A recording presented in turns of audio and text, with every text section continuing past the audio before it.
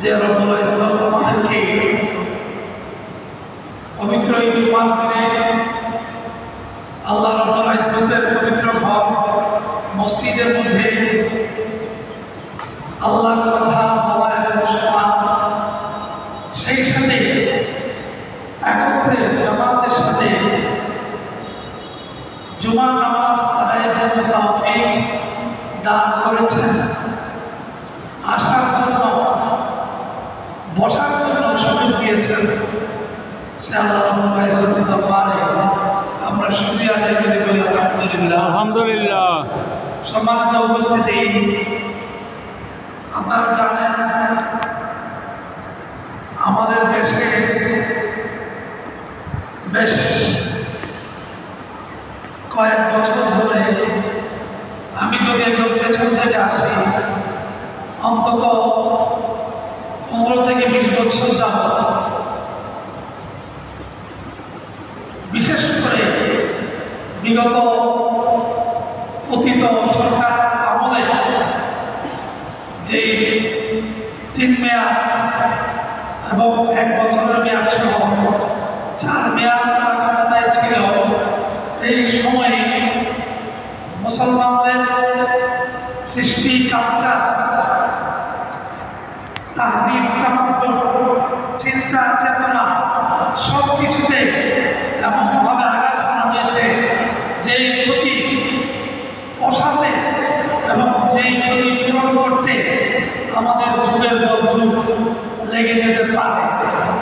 পরিস্থিতির ভয়াবহতা আমরা অনেকে জানি না, কিন্তু যারা রিসার্চ করেন, যারা ভেতর থেকে তথ্যের খবরাখবর জানেন, তারা জানেন অত্যন্ত ভয়াবহ অবস্থা আমাদের সমাজের মধ্যে বিরাজ করছে এবং ভেতর থেকে বিশেষ করে উঠতি মুসলিম যুবক যুবতীদেরকে নষ্ট করে দেওয়া হয়েছে। এরকম শত শত না, হাজার হাজার উদাহরণ আছে। আমরা সম্প্রতি দেখতে পেয়েছি যে সনাতন ধর্মের একটা বিপদগামী, আমি পুরো সনাতন ধর্মের কথা বলছি না, আন্তর্জাতিকভাবে ধিক্কৃত এবং বিভিন্ন জায়গায় বিভিন্ন দেশে তাদের অনৈতিক দেশ, সমাজ এবং রাষ্ট্রবিধ্বংসী কর্মকাণ্ডের জন্য যে সংগঠনটি নিষিদ্ধ হয়েছে আমরা দেখতে পাচ্ছি, সেই ইসকন, আমি আবার বলছি, সেই ইসকন বাংলাদেশে বিগত পতিত সরকারের আমলে মন্ত্রী, এমপিদের এবং রাজনৈতিক প্রভাবশালী নেতৃবৃন্দের ছত্র ছায়ায় এমনভাবে আমাদের সমাজের মধ্যে রক্ষে তাদের বিষ বাষ্প, তাদের ক্ষমতা, তাদের ষড়যন্ত্রের দ্বারা বিস্তার করছে, এমনভাবে বিস্তার করছে যা আমাদের সমাজকে ভেতর থেকে কুই পোকার মতো খেয়ে ফেলতেছে। যার কিছু আলামত আমরা বিগত কয়েক বছরে দেখেছি। আমরা দেখেছি এই পাপিষ্ঠরা 2015 সালে সিলেটের ইমাম আব্দুর রহমানকে জবাই করে হত্যা করেছে। আমরা দেখেছি ওই হিন্দুত্ববাদের বিরুদ্ধে কথা বলার কারণে আবরার ফাহাদকে, বুয়েটের মেধাবী ছাত্র, তাকে শহীদ করা হয়েছে। আমরা দেখতে পেয়েছি ওই চট্টগ্রামের আমাদের কোর্ট বিল্ডিং এর মধ্যে মুসলমানদের, মুসলিমদেরকে নিয়ে কাজ করার অপরাধে আইনজীবী শহীদ আরিফকে প্রকাশ্য অভিভাবককে জবাই করে হত্যা করা হয়েছে। শুধু তাই নয়, তারা মুসলিম যুবক যুবতীদেরকে বিভিন্নভাবে নির্যাতন চালিয়ে যাচ্ছে। সেই জন্য একজন মুসলমান হিসেবে নবী করিম সাল্লাল্লাহু আলাইহি ওয়াসাল্লামের একজন সত্য অনুসন্ধানী, একজন উম্মত হিসেবে এই ভয়াবহ কুলাঙ্গার, রাষ্ট্রদ্রোহী, সমাজ বিরোধী, দেশ বিরোধী শক্তিকে আমাদের সবাইকে চিনে রাখতে হবে।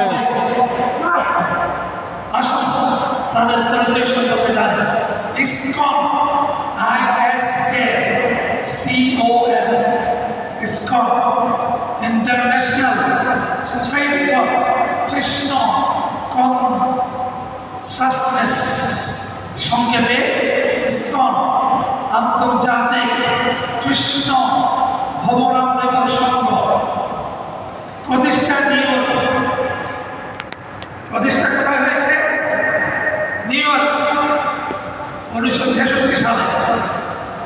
তাদের সম্পর্কে ঘাটাঘাটি করলে দেখা যাবে তাদের কাজকর্ম হচ্ছে একটা আধ্যাত্মিক সংগঠনের মতো। পূজা করবে মন্দিরে মধ্যে, কীর্তন গাইবে, কীর্তন জপবে এবং প্রসাদ তারা বিলিয়ে দিবে, কিছু আচার অনুষ্ঠান তারা পালন করবে। দেখতে এমনই মনে হয়। জন্মাষ্টমী যে আয়োজন করা হয় শ্রীকৃষ্ণের জন্মোৎসব উপলক্ষে তারা উপবাস আরো বিভিন্ন আয়োজন করেন। রথযাত্রা আপনারা দেখেছেন?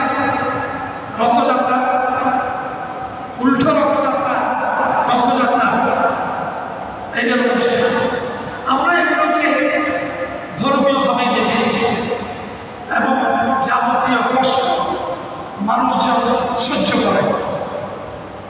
ওই সমস্ত দিনে যে যানজট হয়, বিভিন্ন সমস্যা হয়, সহ্য করে। কিন্তু আমরা দেখতে পেয়েছি আমাদের গবেষণা এবং তাদের বর্তমান বিগত সময়গুলোতে তাদের যে কার্যক্রম আমরা দেখতে পেয়েছি সেটা অত্যন্ত ভয়াবহ। শুধু ভয়াবহ না, অত্যন্ত ভয়াবহ। এবং তাদের পুরোপুরি এজেন্ডা এবং কার্যক্রম হচ্ছে বাংলাদেশের সমাজ বিরোধী, রাষ্ট্র বিরোধী, দেশের অখণ্ডতা বিরোধী। এবং তাদের যত কর্মকাণ্ড, আমি একটু বলে বলবো, যত কর্মকাণ্ড আছে সমস্ত কর্মকাণ্ডের একটাই উদ্দেশ্য, সেটাই হচ্ছে বাংলাদেশকে অখণ্ড ভারতের অংশ বানানো। কি বানানো? বাংলাদেশকে অখণ্ড ভারতের অংশ বানানো। সেই জন্য তারা বিগত পতিত সরকারের আমলে মন্ত্রী, এমপি এবং